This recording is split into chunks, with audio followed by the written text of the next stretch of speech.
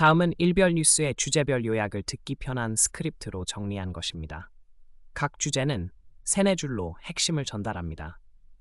첫 번째 주제는 JP 모건이 도널드 트럼프 전 대통령의 은행 계좌를 종료했다고 밝힌 건입니다. JP 모건은 2021년 2월, 2021 029에 트럼프 전 대통령과 일부 관련 기업의 프라이빗 뱅크와 상업은행 계좌를 포함한 특정 계좌들을 종료하겠다고 통보했다고 법원 제출 서류에서 처음으로 인정했습니다. 은행은 구체적 이유를 적시하지 않았고 트럼프 측에 2021년 4월 19일까지 자금을 옮기도록 기한을 줬으며 잔액 처리는 트럼프 측과 협의해 다른 은행으로 이관했다고 밝혔습니다. 트럼프는 이를 근거로 JP 모건과 CEO 제이미 다이먼을 상대로 정치적 디뱅킹과 명예훼손 등으로 50억 달러 소송을 제기했고 은행은 소송이 근거 없다고 주장하며 관할을 뉴욕으로 옮기려 하고 있습니다. 두 번째 주제는 트럼프 대통령이 전 세계 관세를 기존 10%에서 15%로 즉시 인상하겠다고 발표한 건입니다. 트럼프는 트루스 소셜에서 즉시 유효하다고 밝혔고 전날 대법원이 IEPA 기반의 광범위 관세 부과 방식을 무효화하자 무역법 섹션 22를 근거로 먼저 10%를 다시 발표했으며 섹션 22 하에서는 최대 15%까지 부과할 수 있다고 했습니다. 다만 15% 발표의 실제 시행 시점과 공식 문서 서명 여부는 불분명하고 섹션 22 관세는 임시로 150일까지 가능하며 연장에는 의회 승인이 필요합니다. 영향으로는 국가별로 희비가 엇갈리고 소매업체, 시장 변동, 환불 추산, 최대 약 1,750억 달러 수준 추정 등이 예상되며 중국과의 무역 관계와 트럼프의 베이징 방문에도 파장이 미칠 수 있습니다. 세 번째 주제는 배출 규제 사실상 해제로 인해 자동차 업계의 전동화 연비 약속이 축소될 가능성입니다. 트럼프 행정부가 EPA의 온실가스 유해성 판단을 사실상 폐기하고 의회가 CAFE 위반 벌금을 없애면서 배기가스 연비 규제가 약화됐습니다.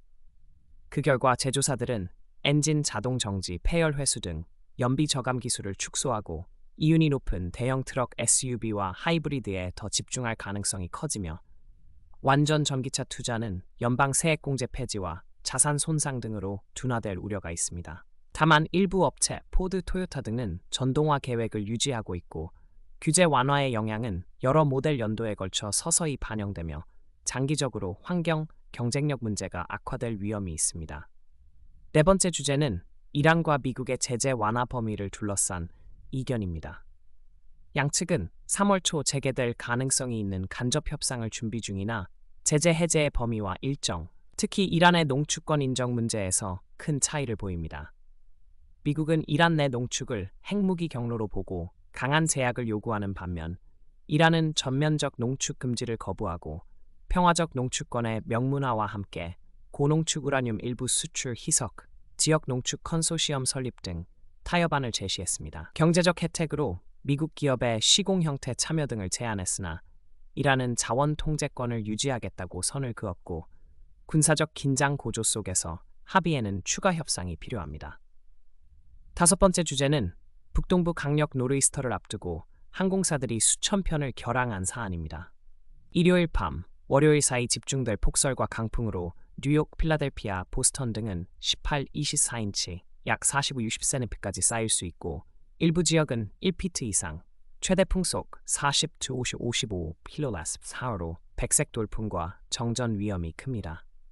이에 따라 집계상 6,456편이 결항되고 541편이 지연되는 등 오전 집계에서 7,000편대 이상의 운항 차질이 발생했으며 주요 항공사들은 변경 취소 수수료를 면제하거나 재예약 유예를 공지했습니다. 항공사들은 폭풍 전 미리 결항해 항공기 승무원을 제자리에 남기고 폭풍 통과 후 운영 재개를 수월하게 하려 한다고 설명했고 여행자들은 항공사 정책을 확인하고 안전에 유의해야 합니다.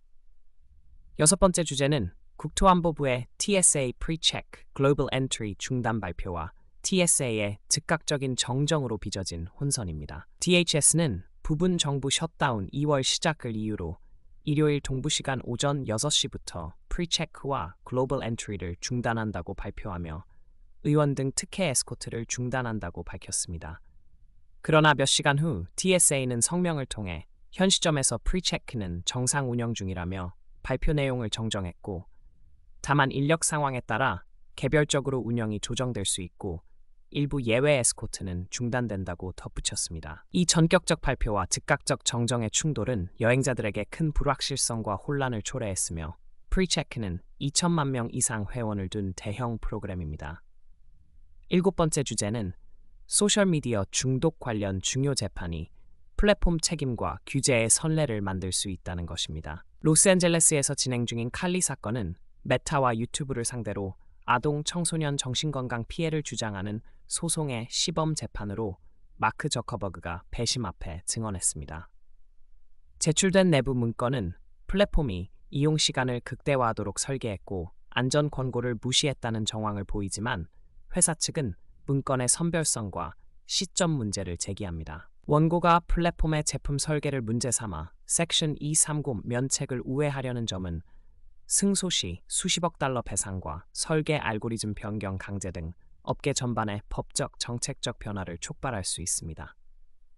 여덟 번째 주제는 말하라고 북문에서의 침입 시도에 대한 총격 사망 사건입니다. 플로리다 팜비치의 트럼프 소유 클럽 거주지인 말하라고 북문 주변 경계구역에 침입을 시도하던 20대 초반 남성이 샷건과 가스통을 들고 있다가 현장에 출동한 비밀 경호국 요원 2명과 팜비치 카운티 보안관 부하 1명이 총격을 가해 사망했습니다. 사건은 현지 시간 새벽 약 1시 30분경 발생했고, 신원은 가족 통보 전이라 공개되지 않았으며 보안 요원들은 그에게 장비 하치를 명령했으나 피의자가 가스통을 내려놓고 샷건을 사격 자세로 들자 대응 사격해 위협을 제압했다고 당국은 전했습니다. 트럼프 전 대통령은 당시 백악관에 있었고 FBI가 사건을 조사 중입니다. 이상으로 오늘의 주요 소식 8가지를 전해드렸습니다. 원하시면 특정 주제의 전문 내용을 더 길게 읽어드리거나 각 주제의 세부 항목을 추가로 나눠서 TTS용으로 재구성해드리겠습니다.